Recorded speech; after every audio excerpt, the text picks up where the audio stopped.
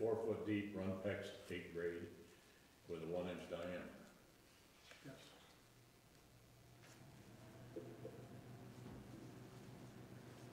Anybody think of anything else we could add to? You could run 3/4 too. I'm not saying don't. Well, what would be there a significant difference in cost between a 3/4 and 1 inch? You still got to go 4 foot deep. Right.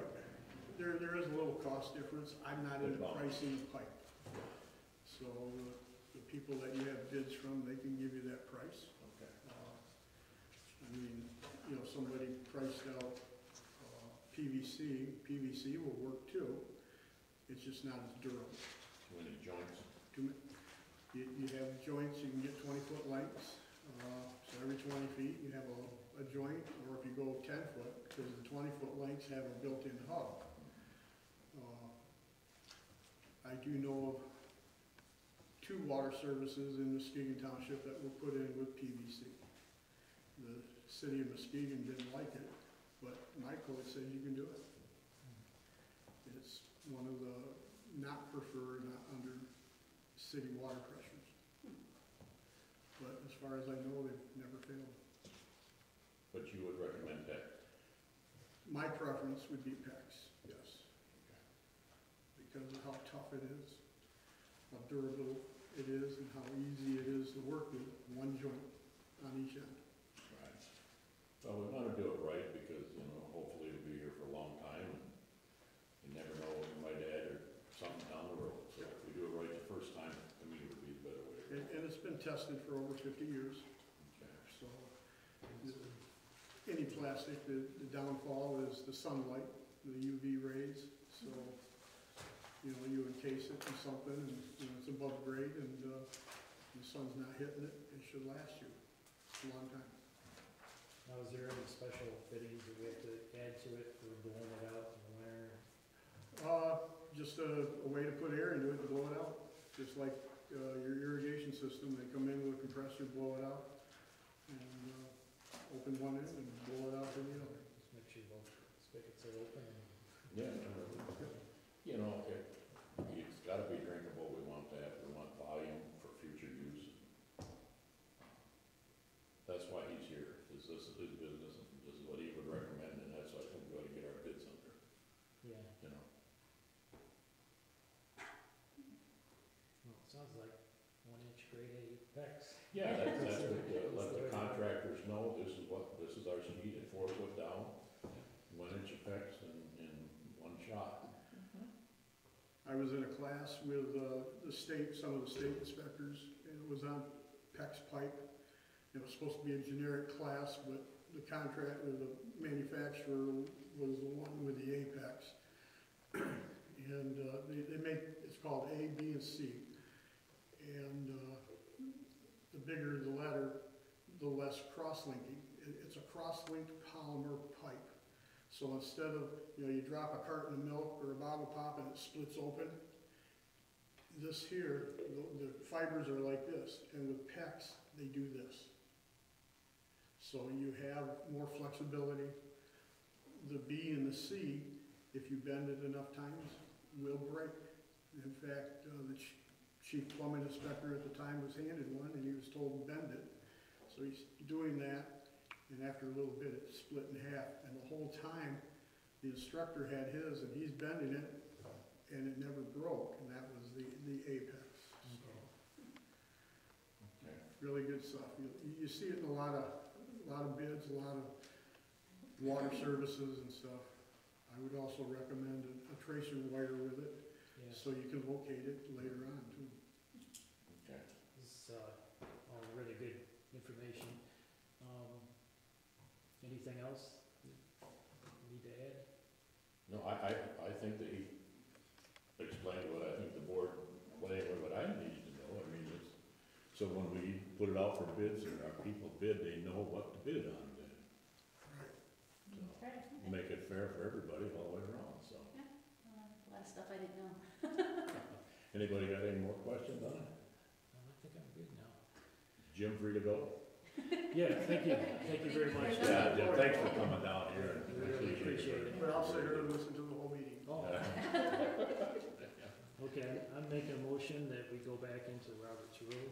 I'll second. Okay. All in favor? Aye. Opposed? Okay. Okay, the next item on the unfinished business was tree cutting. And, we still need to make a determination on what trees, we're looking at. And, I know, when we did our assessment, there was one beech tree that was leaning at probably a good 45-degree angle. That is definitely a problem that should be number one on our list. Another item would be, there's a beech tree that the top snapped out of, we had beech snap, and it fell on the fence. And so that really, before we move on with the replacing any fencing, that needs to be cleaned up as well. Now, as long as the trees that need to be cut aren't in danger of hitting like an oak tree, we could probably proceed, with cutting at any time. The only danger is we don't want to damage, and we've been so careful to try not to damage oak trees during the oak wilt season, and we wouldn't want to have something happen where we ripped off a big limb or scraped down the side of a tree while we're taking down a beech tree. But as long as it looks like they could piece it down and without damaging anything else, we could go ahead and proceed,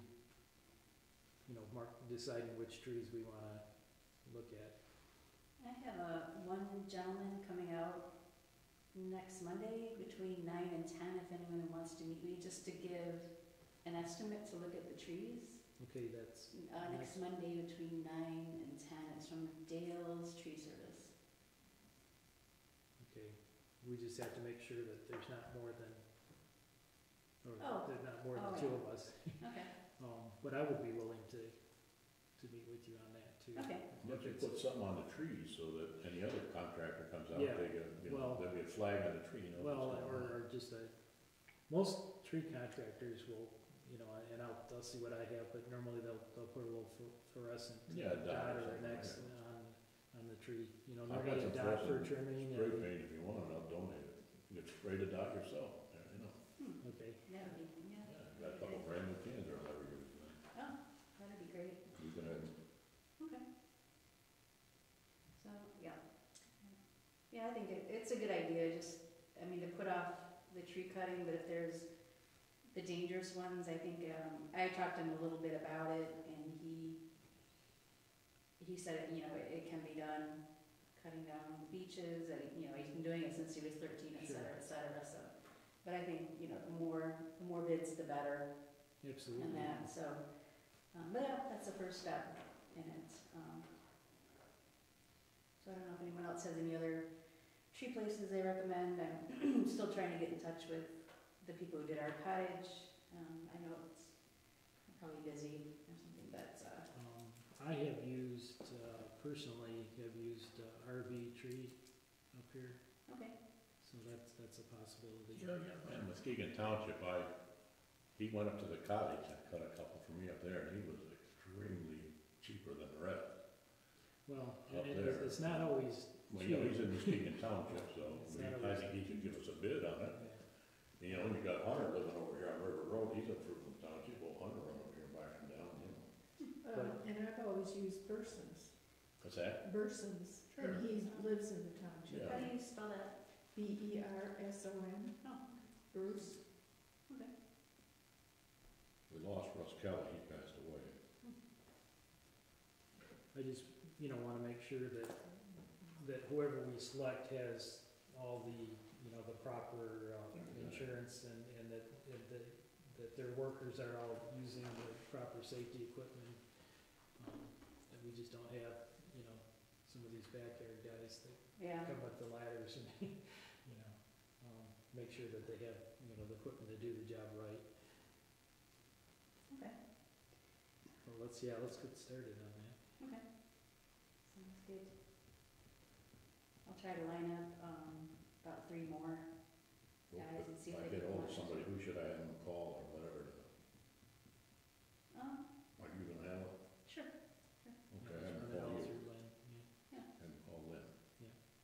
Set up a time or whatever, and I'll get you the paint. And we make sure everybody's bidding on the same. Yeah. Yeah. Same level here, you know. Okay. Any more discussion on tree cutting? Okay. Okay, item number 4 was the Eastern Road, Park Beach picnic tables. I noticed that, I was walking through the park and,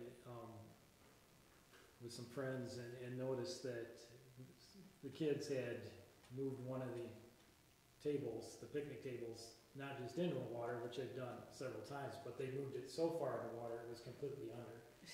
And there's a lot of boats now that come from the state park and they come over and they picnic at that beach and they run their boat, you know, right up on the beach. I was very concerned that somebody was gonna come flying in there and hit that picnic table, so, since I'm so close by, I just paddleboarded over there and dragged the thing out myself, but, this is gonna be an ongoing problem, and that's why, I think in our next budget that we'll be putting together probably fairly soon, start, you know, working things up, that I propose that we put the style table that's in Marcus Park, it's a single pedestal, you know, table that's permanently fixed in there at the beach so that the tables can't be, you know, dragged down into the water. I'm Yeah. not really a big fan of putting a chain, A, around a tree, and B, you know, that it's, you know, then laying on top of the ground for somebody to trip over, so, Yeah. you know, I think we need to move on that and, you know, in the next year's budget and put something in, because this has been ongoing for years. You know, I keep going over there, dragging them out, and they drag them back in, and I know Carlette's got an issue down her way with the same thing, but somebody's gonna, you know, if they continue to drag these things out into deeper water, Yeah. so we're gonna have a problem. Is there any way to take the tables as they are now, take the middle board or something and put a hole in it and drive a pipe into the ground and then